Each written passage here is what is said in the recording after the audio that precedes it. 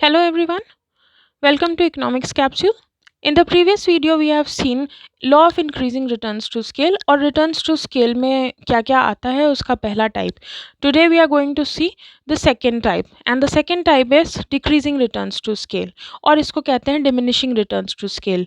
इसका statement है change in input in a proportion result in less than proportionate change in output. अभी जो भी हमने इंक्रीजिंग रिटर्न्स टू स्केल में सीखा है इसका जस्ट उल्टा है। क्या होता है वहाँ पर जब इनपुट जो है वो एक सेम प्रोपोर्शन में बढ़ाया जाता है तो आउटपुट उससे ज़्यादा प्रोपोर्शन में चेंज होता है, बढ़ता है। इसमें क्या होगा उसका जस्ट उल्टा होगा कि इनपुट जब किसी एक प्रोपोर्शन में बढ़ाया जाता है तो आउटपुट जो है वो उतना नहीं बढ़ता है। इसमें एक कैच है। कैच क्या है कि आउटपुट जो है वो बढ़ता है लेकिन जिस प्रोपोर्शन में इनपुट को बढ़ाया जाता है वो उससे कम प्रोपोर्शन में बढ़ता है। एग्जाम्पल से आपको बिल्कुल क्लियर हो जाएगा। पहला वाला जो है वो सेम एग्जाम्पल है जो हमने पहले किया था। P1 जो है वो फंक्शन है, वो इंक्रीज्ड फंक्शन है, प्रोडक्शन फंक्शन है।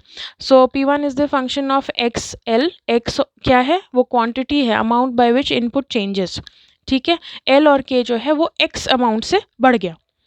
P1 जो है वो प्रोडक्शन फंक्शन है, वो चेंज के बाद वो मैंने आपको बताया, और P जो है प्रोडक्शन फंक्शन है। अगर इन दोनों का रेशियो हम निकालेंगे तो आउटपुट पता चलता है। अगर ये दोनों का रेशियो जो है वो क्या होगा, x से कम होता है, then it is law of diminishing returns to scale या डिक्रीजिंग रिटर्न्स टू स्केल। ठीक है, यहाँ पे चेंज इन इनपुट जो होगा वो ज़्यादा होता है चेंज इन आउटपुट से। दूसरा एग्जाम्पल लेंगे, आपको और ज़्यादा क्लियर हो जाएगा। Suppose labour and capital is increased by 30%, the input will be increased by 20% only which is less than 30। ठीक है, अब उसके अंदर आप कुछ भी लगा सकते हैं। ये एल एल और के जो है वो 30% है तो आउटपुट जो है आप अपने मन से इस एग्जाम्पल को बना सकते हैं। आप 25 कर दें, 16 कर दें, 18 कर दें, आपकी मर्ज़ी है। ठीक है, पर आपका अपना एग्जाम्पल हो जाएगा ये। Output increases but in less proportion than input. Input हमने दिया है कुछ तो आउटपुट तो बढ़ेगा ही बढ़ेगा ना। यानी यहाँ पर ये बिल्कुल भी नहीं सोचना है कि आउटपुट कम हो जा रहा है। कम नहीं हो रहा है, बढ़ ही रहा है, लेकिन उतना नहीं बढ़ रहा है जितना कि इनपुट बढ़ाया गया है। ठीक है, so this is are decreasing returns to scale. फटाक से इसका डायग्राम देख लिया जाए। ठीक है, so this is the diagram. This is also positive curve. Positive curve मैंने आपको पिछले वीडियो में बताया था क्यों पॉजिटिव है, क्योंकि इन दोनों के बीच में पॉजिटिव रिलेशन है। किन दोनों के बीच में, इनपुट और आउटपुट के बीच में। लेबर और कैपिटल हमारे फैक्टर्स ऑफ प्रोडक्शन है, इनपुट है और आउटपुट है। ठीक है, यहाँ पे देखिए हमारा L1 से L2 का जो फासला है वो ज़्यादा है और increase in labour and capital जो है वो ज़्यादा है, जबकि आउटपुट जो है वो कम बढ़ रहा है पर कम बढ़ा है, इसके मुकाबले ये कम बढ़ता है। ठीक है, तो यहाँ पर हम बता सकते हैं डायग्राम को देख के that this is decreasing returns to scale. If input is doubled output will be less than doubled. ये एक और एग्जांपल हो गया आपके लिए। ठीक है, पॉजिटिव कर्व याद रखिएगा, आपको बनाने में इजी रहेगा। ये जो कर्व है दिस इज़ मोर इलास्टिक। आप इलास्टिसिटी ऑफ डिमांड वाला एक बार वीडियो देखेंगे तो आपको ये चीज़ बहुत अच्छे से क्लियर हो जाएगी। वो मस्ट है देखना, बिल्कुल देखिएगा, आपका बहुत सारा कॉन्सेप्ट क्लियर हो जाएगा। ठीक है, अगर आप इस लाइन को थोड़ा सा ऐसे बनाते हैं, यानी थोड़ा सा फ्लैट करके बनाएंगे, तो आपका ये डायग्राम एक बार में बन जाएगा। रीज़न क्या है, क्यों ऐसा होता है हमेशा? ठीक है, रीज़न है diseconomies of scale because of managerial efficiency. पहला इनएफिशिएंसी। पहला क्या था, जब भी आप प्रोडक्शन स्टार्ट करते हैं तो लोग एफिशिएंट हो जाते हैं वो काम को करते करते। फिर क्या होता है ना, इस वाले प्रोसेस में फिर कांस्टेंट होता है और उसके बाद धीरे धीरे जैसे जैसे लार्ज स्केल प्रोडक्शन होने लगता है, यानी बहुत ज़्यादा प्रोडक्शन होने लगता है, तो कहीं कहीं पे मिसमैनेजमेंट होता है। उसी को कहते हैं डिसइकोनॉमीज ऑफ स्केल। किस वजह से वो होता है, क्योंकि आपका एफिशिएंसी जो है वो घटने लगता है, उस वजह से लोग संभाल नहीं पाते हैं। Second is resources are limited. इतने सारे रिसोर्सेज नहीं होते। सपोज पेट्रोलियम इंडस्ट्रीज है, पेट्रोलियम इंडस्ट्री है, या सपोज फर्नीचर है। ठीक है, फर्नीचर जो है वो तो आपको पता है कि उतना ही है जितने वुड हैं, वुड अगर जो है वो लिमिटेड है, वो बहुत ज़्यादा नहीं है, अगर वुड्स ख़त्म हो गए या ट्रीज़ नहीं रहेंगे तो आप फर्नीचर कैसे बनाओगे? सिमिलरली पेट्रोल कैसे बनेगा? जब आपके पास वो नेचुरल रिसोर्स जो है वो ख़त्म होने का रहेगा, तो उतना ज़्यादा पेट्रोल बन नहीं सकता है, that is also a limitation. तो ये भी एक रीज़न है जिसकी वजह से डिक्रीज़िंग रिटर्न्स टू स्केल होता है। इनपुट बढ़ाते हैं, लेकिन उतना ज़्यादा आउटपुट नहीं बढ़ता। Third is internal and external economies. I have already told you, आप जस्ट इसको याद कर लें कि ये भी एक रीज़न है। इंटरनल और एक्सटर्नल इकोनॉमीज़ वो होते हैं जब भी आपको दूसरे फैक्टर्स जो हैं जो आपके प्रोडक्शन प्रोसेस को हेल्प करते हैं, उसको कहते हैं इकोनॉमीज़। ठीक है, वो इंटरनल होते हैं और एक्सटर्नल होते हैं, उनके कारण भी ऐसा होता है। थर्ड टाइप है कांस्टेंट रिटर्न्स टू स्केल। जैसे डिक्रीजिंग रिटर्न्स टू स्केल था, वैसे ये थर्ड टाइप है। पहला हमारा इंक्रीजिंग रिटर्न्स है, फिर डिक्रीजिंग रिटर्न्स है, थर्ड है constant returns to scale. Third is increase in input by same proportion results in same change in output. यानी आप जितने तरीके से, जितने प्रपोर्शन से आप इनपुट बढ़ाते हैं, उतने ही प्रपोर्शन से, बिल्कुल सेम प्रपोर्शन से जो है वो आउटपुट बढ़ेगा।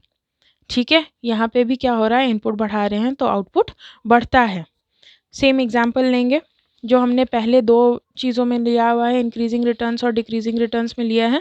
ये आपको बहुत आसान है समझना। इसमें क्या है, पहला प्रोडक्शन फंक्शन जो है वो एक्स से चेंज हो रहा है, जैसे पहले चेंज हो रहा था। ठीक है, x is the amount by which L and के चेंज, यानी इतना नंबर से जो है वो लेबर एंड कैपिटल चेंज हो रहा है। पी जो है वो पहले प्रोडक्शन फंक्शन हो गया। ठीक है, इन दोनों का रेशियो लेते हैं, अगर वो x के बराबर होता है then it is constant returns to scale. ठीक है, इसमें वो वाला एग्जाम्पल भी हम लेंगे।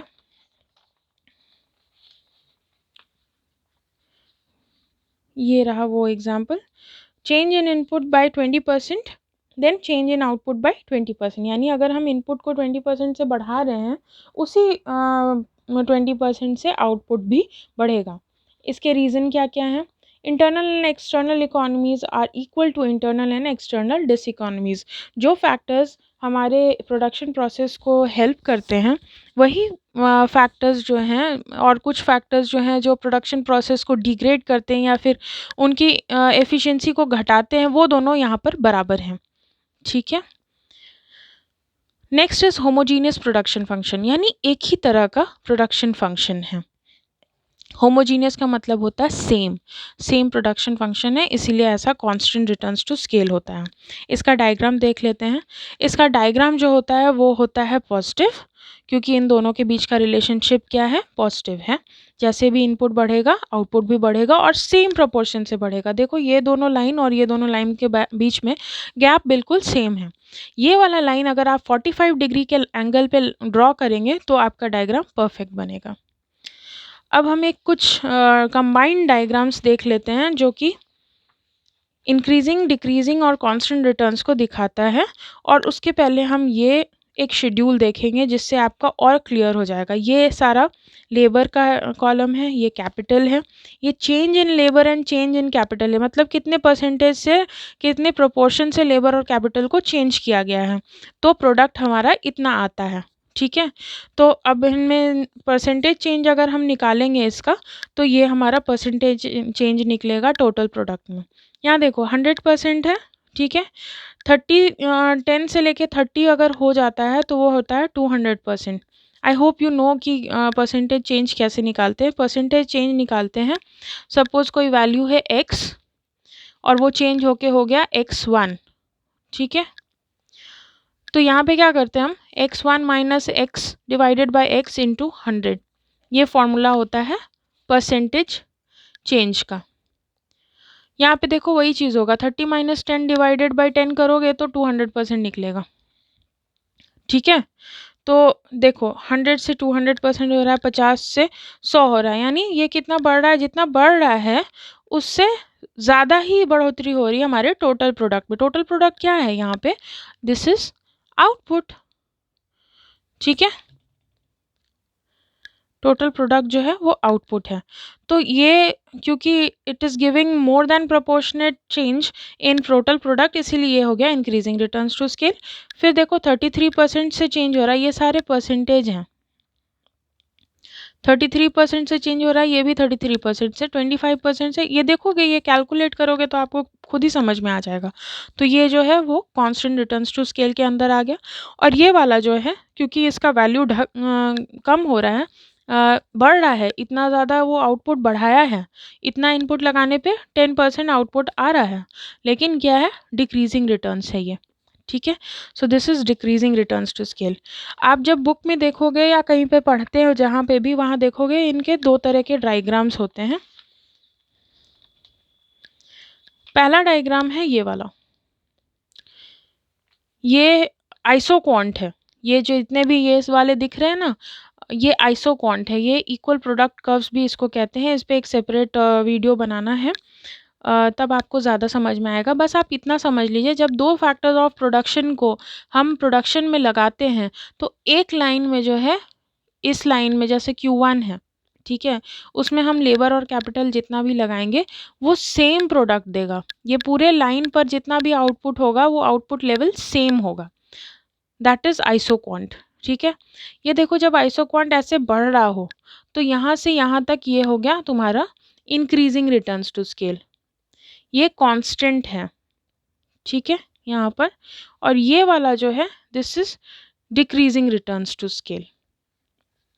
ये आप ऐसे समझो कि यहाँ से इनिशिएट होता है, जब भी प्रोडक्शन प्रोसेस स्टार्ट होता है तो वो बढ़ता है, फिर कांस्टेंट हो जाता है, और उसके बाद एक समय पर जब उनका लार्ज प्रोडक्शन होने लगता है, इनएफिशिएंसी बढ़ती है, तो वो घट जाता है। दूसरा वाला डायग्राम रिलेटिवली ज़्यादा इजी है। इसमें यहाँ पर स्केल ऑफ इनपुट्स है, जितने भी इनपुट लगाए गए हैं, और यहाँ पे मार्जिनल प्रोडक्ट है। मार्जिनल प्रोडक्ट क्या होता है? Total product n minus total product n minus 1, यानी टोटल प्रोडक्ट के सक्सेसिव नंबर्स को अगर हम माइनस करेंगे तो मार्जिनल प्रोडक्ट आ जाता है। ठीक है, ये मैंने पहले के वीडियोस में किया हुआ है, आप वो देख लेंगे तो आपको ज़्यादा क्लियरिफाई हो जाएगा। इंक्रीजिंग रिटर्न्स में देखो, ये वाला, ये लाइन जो है वो लेस इलास्टिक है, फिर कांस्टेंट होता है, और ये जो देखो, दिस इज़ मोर इलास्टिक। ठीक है, तो इस तरीके से हमारा प्रोडक्ट कर्व जाता है, मार्जिनल प्रोडक्ट कर्व ऐसा जाता है। ठीक है, अब यहाँ पे आप ये मत कंफ्यूज मत हो जाना कि ये तो डाउनवर्ड स्लोपिंग है, आपने तो कहा था कि पॉजिटिव स्लोप होता है। This is showing marginal product curve. ठीक है, ये मार्जिनल प्रोडक्ट दिखा रहा है। तो टीपी में अगर आप देखोगे, स्टार्टिंग में क्या होता है, दिस इंक्रीजेस, और उसके बाद वो कांस्टेंट हो जाता है, कांस्टेंट रिटर्न्स टू स्केल दिखाता है, और बाद में डिक्रीजिंग रिटर्न्स टू स्केल दिखाता है। ठीक है, इसमें आप थर्ड डायग्राम ये वाला है। ठीक है, ये इस तरीके से डिक्रीजिंग रिटर्न्स टू स्केल है, ये कांस्टेंट रिटर्न्स टू स्केल है, और ये इंक्रीजिंग रिटर्न्स टू स्केल है। यहाँ पर ये इनपुट दिखाता है, और यहाँ पर रिटर्न्स दिखाता है या स्केल दिखाता है। ठीक है, ये तीन डायग्राम आपको हर जगह देखने मिलेंगे, सबका मीनिंग सेम है। ठीक है, यहाँ पे MP आप कैसे निकाल सकते हैं, यहाँ पे टोटल प्रोडक्ट है ना, ये आप माइनस करते जाएंगे ना, MP निकल जाएगा आपका। 30 माइनस 10, 60 माइनस 30, 80 माइनस 60, 100 माइनस 80। तो यहाँ पे देखोगे इस वाले पोर्शन में कांस्टेंट होगा। ठीक है, so this is our returns to scale, decreasing returns to scale and constant returns to scale. कोई भी question हो, कोई भी query हो, please do ask. Thanks for watching this video. Do subscribe this channel. Thanks for watching.